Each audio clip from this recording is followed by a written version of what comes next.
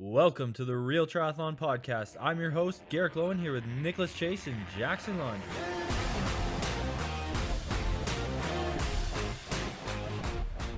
Welcome back to the Real Triathlon Podcast. Today we have ENVE Neil Wheels, Shirley. ENVE Composites with Neil Shirley. ENVE has been on board with the team. This is our second year now, right, Nick? Yes. Yeah, so ENVE, a lot of people think of ENVE, and like anyone who's been in the sport for 10, 15 years, and you think about like carbon mountain bike wheels, they were like the ones that got into that industry and kind of revolutionized it. And then they came over to road, and at least that was the perspective I got. I was living with an Xterra Pro at one time, and he was all about the new gear, and his ENVE wheels came in, and he's like, man, these are the best things ever. These are like carbon mountain bike wheels. Can you believe that? And this was probably 12 years ago or something like that. So, but man, like, can you just take us through, first of all, how are you doing? And second of all, like, I just want to hear, happy to I be want to on hear here. about the growth of the company. Like, we love to have you on, man. Yeah, well, you kind of nailed it there. I mean, ENVE, this is our 18th year. Actually shipping and selling product. There was another year and a half before that, before the company ever actually sold anything, but just trying to figure out how to make it. But yeah, I mean, since the very beginning, we've been a performance composite brand, and that was like starting in mountain bike rims. Then shortly thereafter, moving into road, and since then it's we've evolved over the years. We've become a real business. We've added a lot of new product categories since the beginning, but really, for the past 18 years, like what is what's true to the brand and what our core is, like, we are a performance composite company. No matter what it is we're making, whether it's a rim or a handlebar or a bike frame. That makes sense to me too. I remember Leslie Patterson and Xterra world champion world many times over. We'd go ride out in San Diego, and she'd have her little mountain bike. She's a very small individual, and her bike would probably weigh like under, like, I don't know, 12 pounds. Her mountain bike was so freaking light because it was small. And I always noticed the ENVE wheels. And so for me, that was my also like, man, these things are pretty tight. Like, I want to get, and obviously like the name, it makes you want them when you see the performance value of the people and the prestige of the athletes who are riding it. So it started off as such, and now you're located in Utah. There was probably an acquisition. Now, how has that all kind of come to a progression? And have you been part of the team for long enough to know all that, like what it was like? Yeah, so I've been with ENVE for going on 6 years now. I actually moved out from Los Angeles to be a part of the team here. It was an awesome opportunity. There really aren't, in the bicycle industry, we think of, all the brands are doing cool stuff, and everyone is like really passionate about what they're doing. That's the perspective. The reality is that a lot of brands are just selling bike stuff. They're not really that passionate about what they're doing. They're not actually making that great of stuff. They're putting their name on stuff. They have a marketing department. They have a sales department.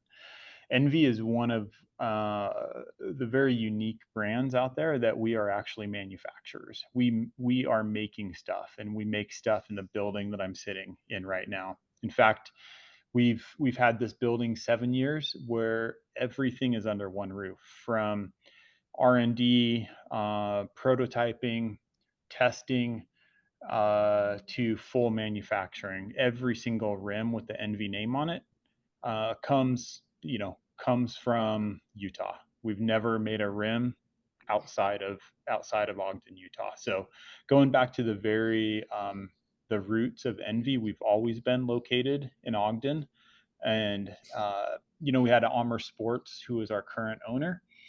They purchased us 6.5 years ago, something like that, but nothing's changed in terms of manufacturing or offshoring any of our rims. And again, everything, we benefit from the fact that we can have we can have a customer service agent receive a question from one of our consumers and walk right over to engineering and ask about something, and then that engineer can go down to the manufacturing floor and test a product that we're currently making. um, there aren't many brands that do that, where they control every step of the process, and it's really something that we're proud of. It leads to a higher quality product.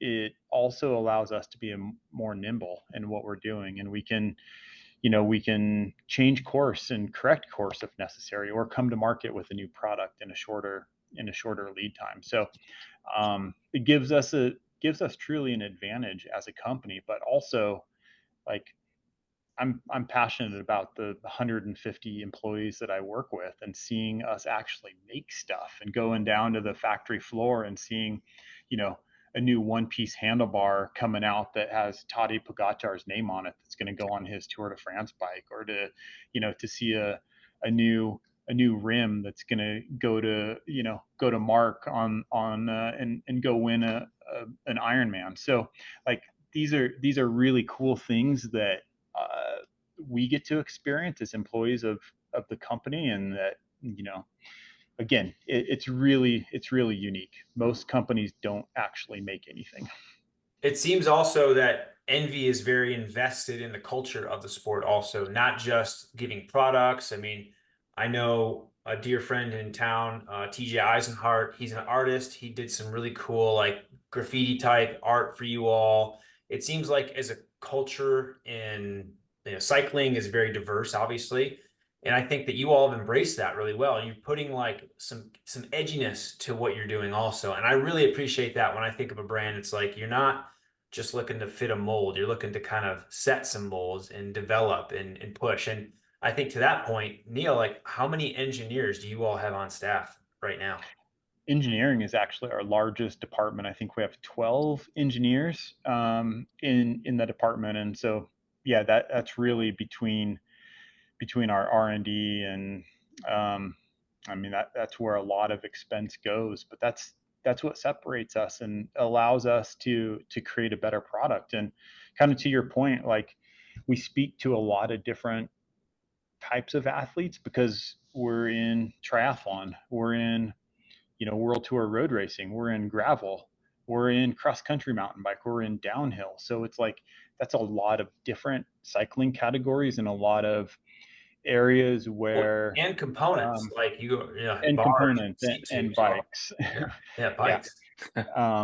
And so, what a triathlete or a professional road cyclist or time trialist needs in a product is very different than what a World Cup downhill racer needs in their product. And so, but that's again what makes things so cool around here, is that we have the ability to do a lot of different things, and we have the expertise that go back almost 2 decades in all these different disciplines.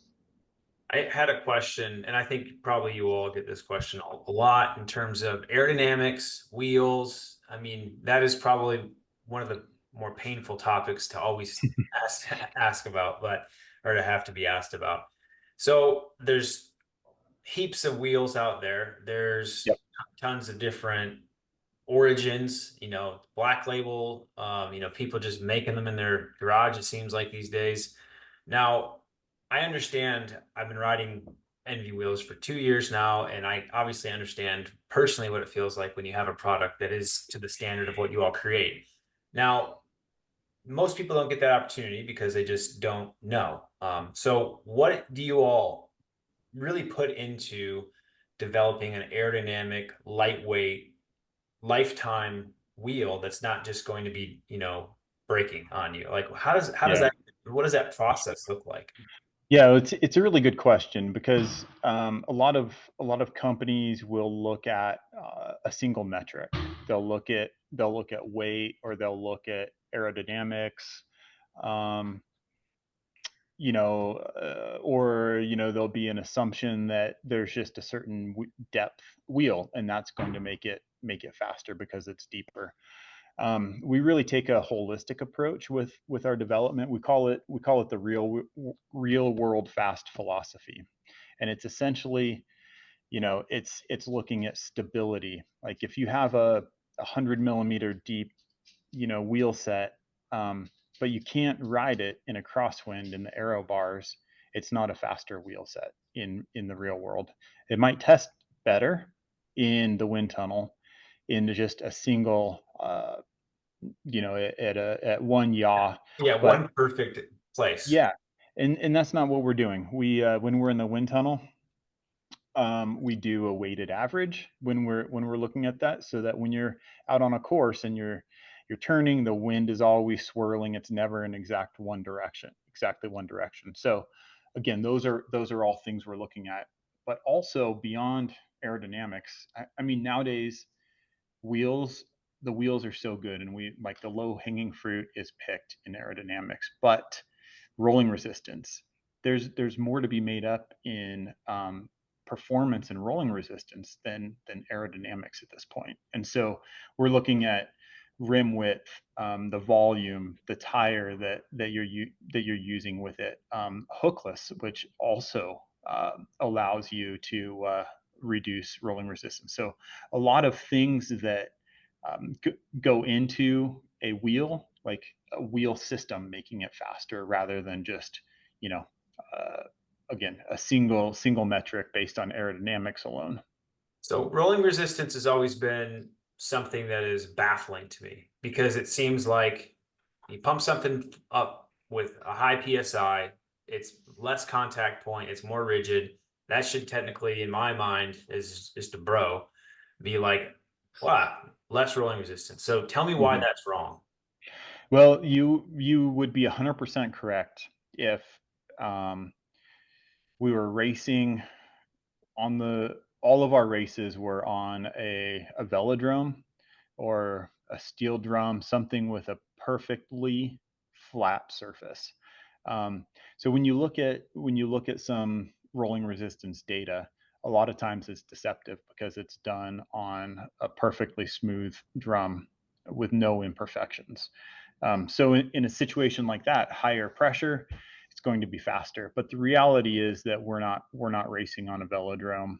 We're not racing on perfectly smooth road. Even good pavement, there are a lot of imperfections. And so if you have a tire that is, overly inflated, you're running 120 psi in it, like we always have. And a decade ago, or even less than that, that's what we were told. Basically, you pump it up as hard as you can go. The problem is that when you have imperfections in a road, or even a rough road, if the tire cannot be absorbing the bumps, it's basically lifting you and your bike over them. And that is a lot more energy lost than the tire absorbing those bumps. And so that's really where, that's where things are at right now. We have professional athletes. I I'm still shocked. I didn't think I would see it in my lifetime, but we have teams like UAE, which is the number one team in the world, with the number one, rider in the world last year with Pogacar, and they're running, our 4.5 or 6.7 wheel sets, with 28 millimeter tires, and they're running in the mid 50 to low 60 psi range. And Wow. I mean, granted, a lot of them are, 140, 145 pound riders, but then, someone that's even on the 160 to 170 range, they're not going to be over 75 psi. Wow. And so that's kind of what the higher volume rim, because we're between 23 and 25 millimeter on our internal rim width, and then a high volume, so like a 27, 28, 29 millimeter tire. Pairing those two together and the correct tire pressure is going to be a faster setup than a 19 or 21 millimeter rim with a 25 mil tire and 100 psi. It's is really nuts. it's interesting, and we've worked with a lot of athletes over the past handful of years and getting them to adopt and get comfortable with this. And it's a transition because it feels very, very different. And we as athletes always assume that if it's smooth, if it's more comfortable, it's going to be slower. But with this, the higher volume tires, lower pressure, that is not the case. We get better comfort, we get better handling, and we get better efficiency. I noticed when I was on the 6.7s for the first few rides, I was around that probably. I don't really ride over 70 psi on those either, and I had a 28 ENVE tire on there, and I just noticed like when you do corner, it did give me a different feedback. Like I felt like it was almost like gonna roll a little bit, but I know it really was. There was no chance. I would look down and I would see, oh, there's plenty of contact points. There's no sense in that ever happening, but it took me a minute to kind of really feel comfortable with it. And it wasn't even like I was nervous about it, but it was just like different. When you kind of hit a corner, there's like a little bit of a transition into the Yeah. cornering versus back to the straight. So I think that's really the only thing I noticed that was like, I know I'm on a wide, lower PSI tire, but ultimately like they are fast. Like all these, I mean, if you look at the times of pro triathletes in the last 2 years, we've shaved about 10 to 12 minutes off of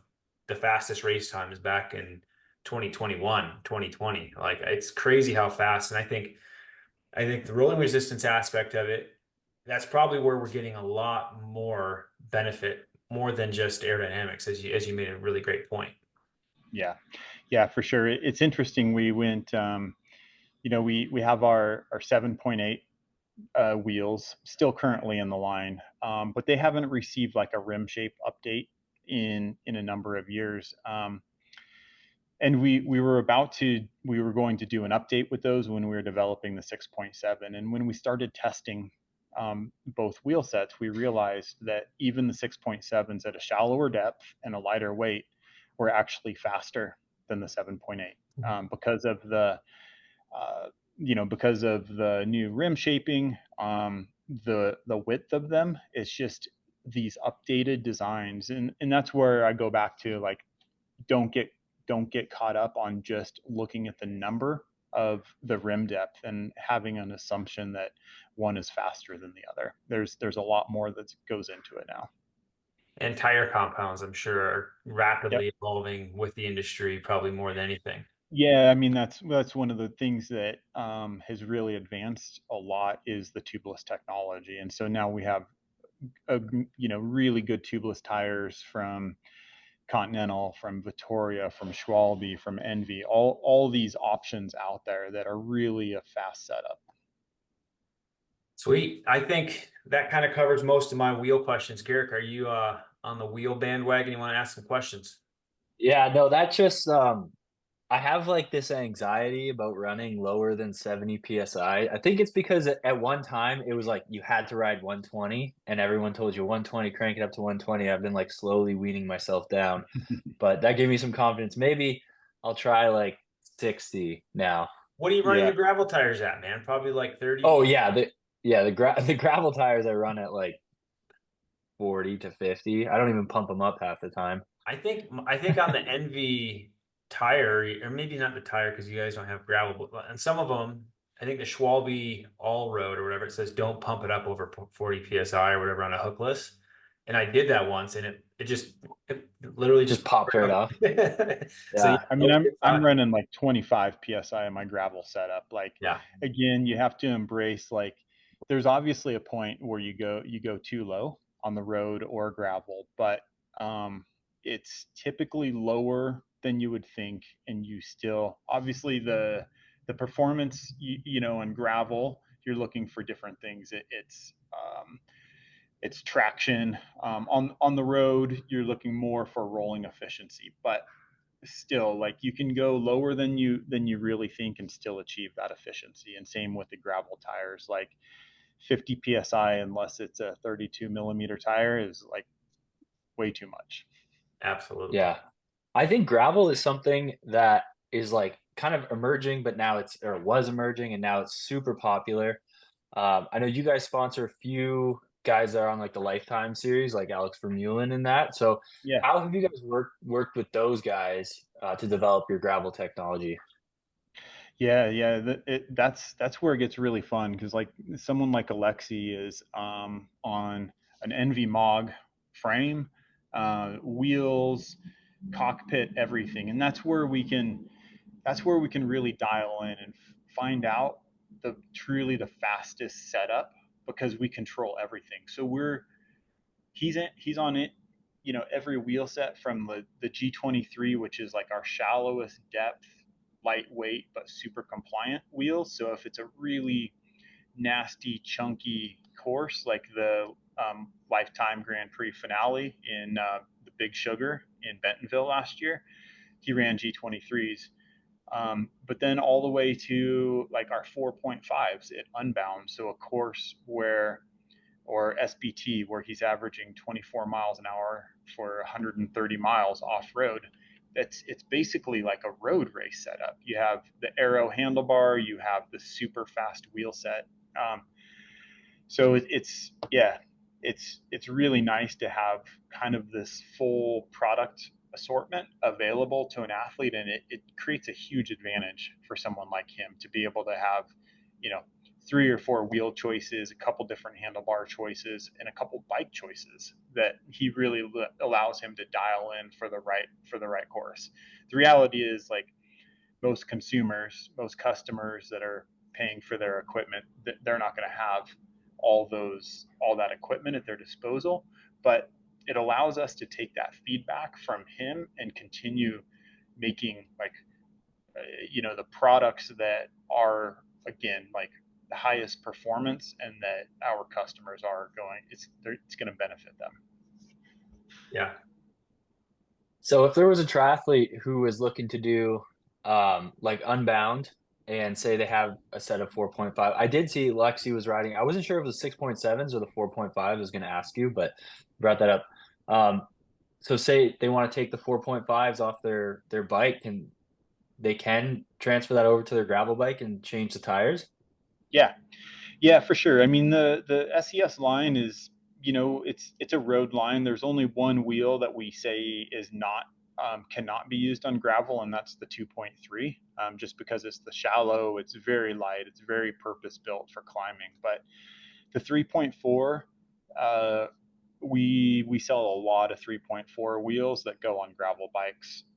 4.5 a little less so, but if you already have a 4.5 wheel set and you want to throw some fat tires on it, go for it. You don't need to buy a new wheel set. You just go out and rock what you have, and you're going to be happy. I mean, as you go shallower, you get a little more compliance in the rim, but again, with the right volume, with the right size tire, like, you have a pneumatic suspension. You can, if you have a 40 or a 42 or a 44 mil tire on there, like, you can bring that pressure down so much that you can really tune that ride quality.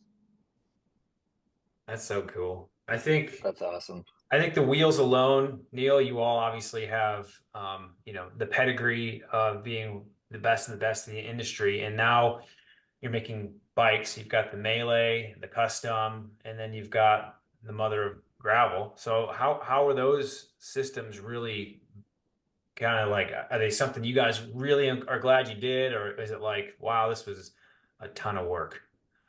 Well, it's a ton of work, but again, like I said, we have a dozen motivated, very talented engineers here.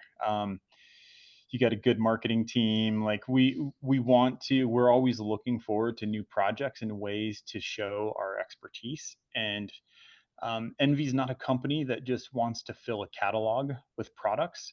We bring in products where we feel there's a hole in the market, and we've done that with the custom road, like the first, high performance aero shaped molded carbon frame that was fully customizable in geometry. That really didn't exist before we offered that. The MOG, we brought a lot of new features that weren't on the market, or at least not all on one bike. We brought in tons of tire clearance, but yet still maintained a performance geometry, in-frame storage.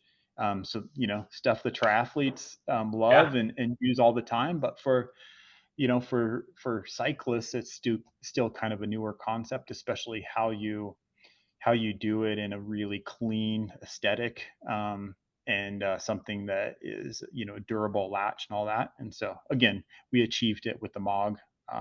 So yeah, I mean, there's no shortage of products that we're excited to tackle. There's many more on our list, but you run out of bandwidth pretty quickly as well. Yeah, I think I see even some kind of. I think I would put like a company that is similar but a little bit different, like maybe Factor, since they do all of their own production, their own carbon molding and everything too. They've developed a mountain bike. I Yep. mean, I'm sure that's probably on the radar. What about anything in terms of a hole in the wheel market? I know that had put out that disc wheel that was like not a disc wheel. It had like just Mhm. it was whatever, lacking of it by 1%. What do you Yeah. think is like an innovation within the going a straight line triathlon world innovation kind of hole that you all are trying to fill next? Yeah, we really have some new product development happening. Again, it goes back to UAE and that team, and when you have the world's best team, they push you to continue innovating and developing.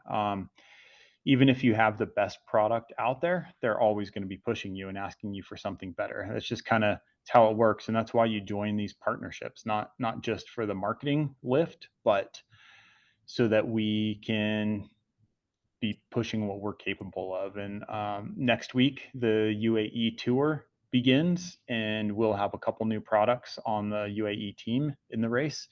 One is our molded arrow extensions. The team came to us last year and said, they they ride Colnago bikes, and the stock extensions weren't what they needed. And then they bought the Sync, which were the 3D titanium printed extensions out of Australia. They were heavy and lacked adjustability. And so they came to us and said, can you guys do something better? And I said, yeah, of course we can. So we have some really awesome carbon extensions that save about 125 grams from what the team had just in the extensions alone. Oh, wow. But add a lot of adjustability. So you can rotate, extend, and all of that can be done in just a matter of minutes, which is a huge advantage from what they had. So those are things that we'll be bringing to market later this year, and it's a limited market because it's a very high end product, again made right here in this building, but we're providing solutions for like really elite level athletes. So that's exciting. We have a new 100 millimeter deep front wheel that Pogacar was testing in a velodrome testing.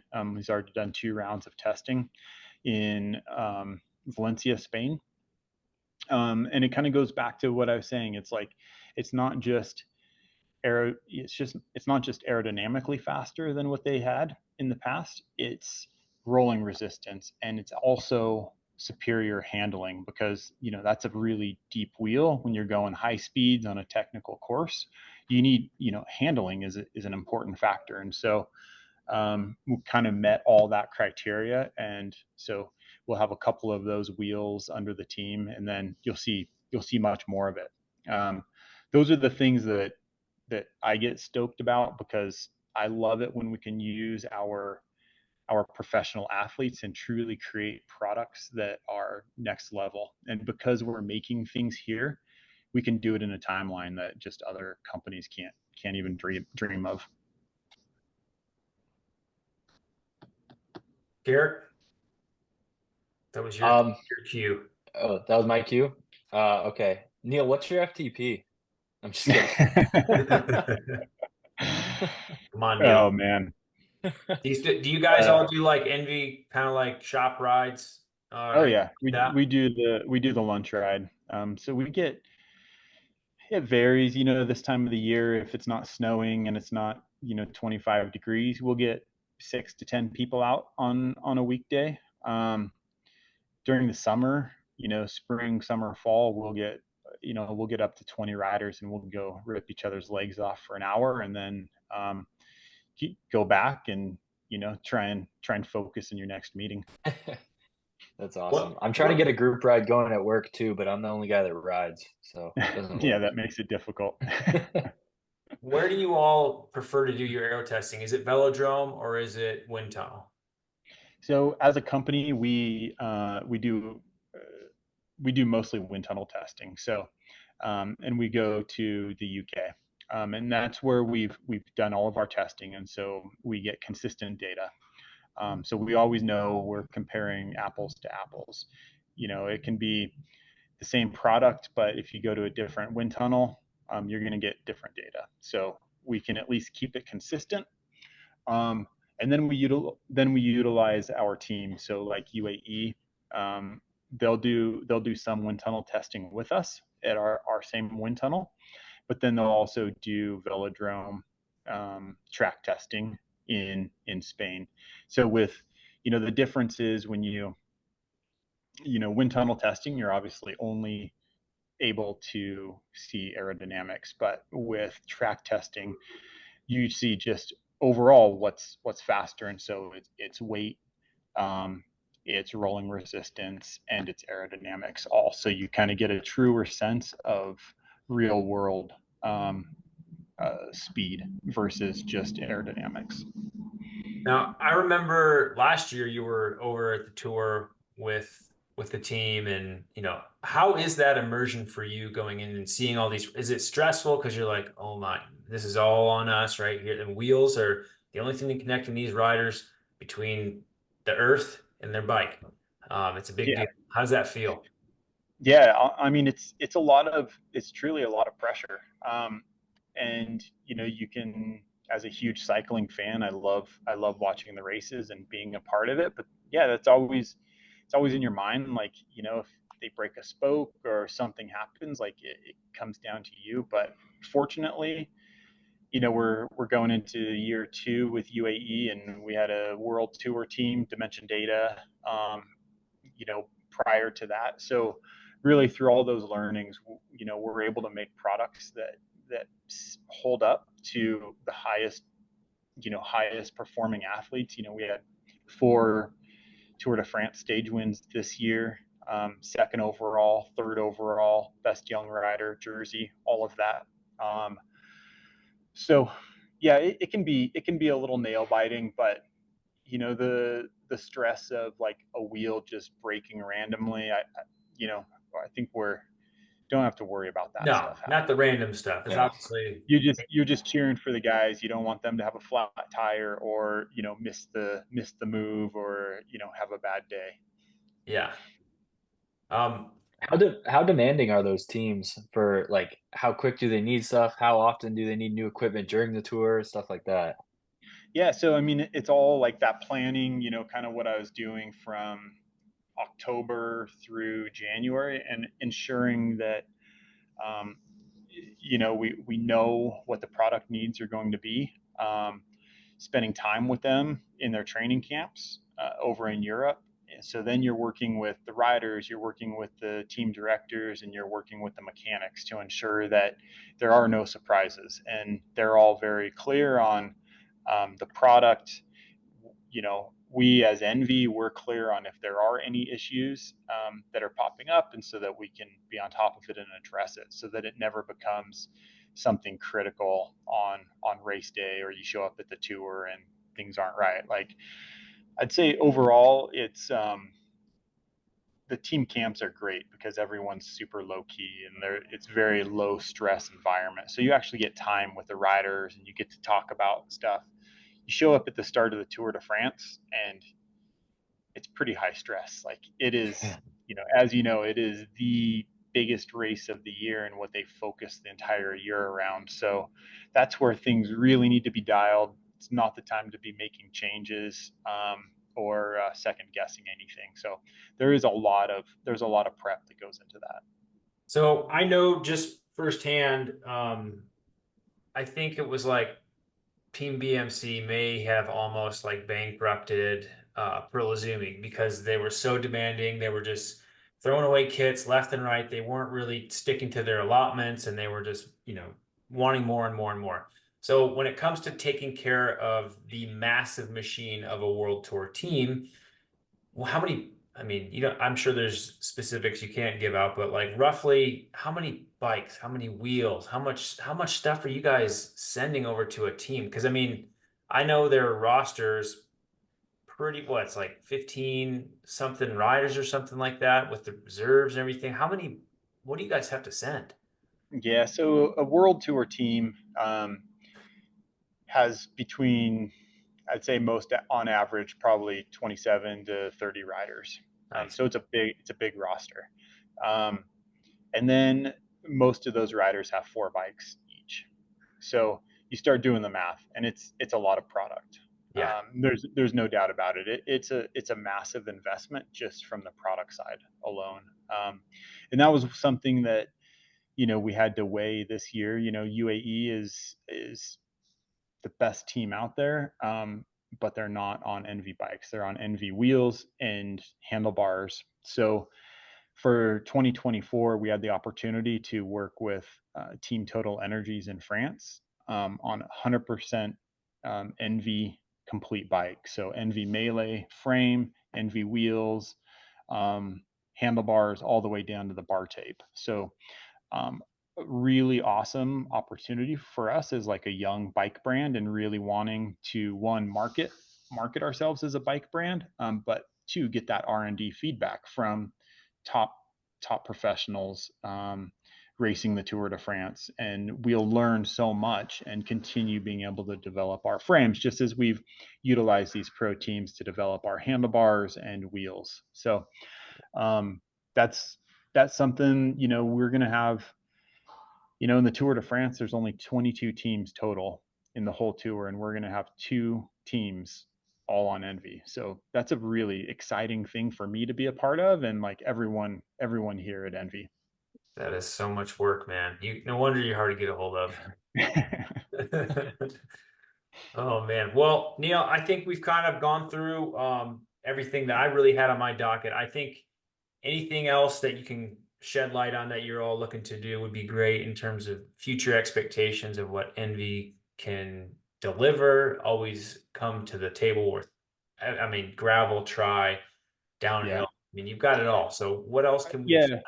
I think what I'm, a lot of this for us, a big focus of this year is around aerodynamic products, time trial, triathlon products. And so it's a really great way for us to kind of, I don't want to say re-enter triathlon because we've never left, but to come in with a very strong aero story and product line. And so, you'll see us at St. George Ironman, you'll see us in Kona, but you're going to see our products, you know, with you guys and other athletes out there. And that's an exciting opportunity where, I want us to, well, I fully believe that we're going to have the best products on the market, and I want us to be winning some races. Well, we had, I think, 19 podiums last year. I think we're going to be doing ENVE pretty swell this year. We've got even a lot more lessons learned, a lot stronger athletes. The Real Tri Squad is growing, and we've also got an expansion squad we just launched. So I can't tell you enough like how much it means to have such a forward-thinking company on our side in terms of quality, thinking about what we don't even know we need yet because you're part of the tip of the industry with the World Tour team. Obviously, that trickles down to us, since triathlon is still one of those more niche opportunities to kind of talk about things. It's not as fun and sexy as a mountain bike wheel or a cool bike. But if you guys get into the tri bike scene, who knows? The sky's the limit. But thanks for having our back, Neil. I know a lot of that comes down to what you and your word goes towards our team. So thanks a lot, man. Yeah, no, we're honored to be a part of it, and it's gonna be a good year for all of us. And Garrick, he's racing Ironman Texas. Yeah. Ouch. We'll see. I'm excited, dude. Riding the wheels is awesome, and like name recognition, everyone knows. You feel legit when you ride Envies, you know? Yeah, you do. Like, You're yeah. like, you almost feel like don't even get near 'em. Don't even look at them. Yeah, well, yeah, thank you guys for the support. And again, it was nice chatting with you on the show. Yep. Yeah, Thanks. thanks for coming on, Neil. We'll put all information from ENVE in the show notes. We'll let you know also what wheels we've been riding. Hopefully we can demo some of those new 100-meter front wheels when it's not super windy, because that'll be terrible. But yeah, ultimately we've got also some light discounts we can put off. So if you ever need anything from ENVE, get a hold of us and we can hook you up. So thanks again, Neil, and we'll get you back on after the tour and see how it was. Thanks, Nick. Thanks, Garrick. All right. Yeah, thanks, Neil. You have a good one.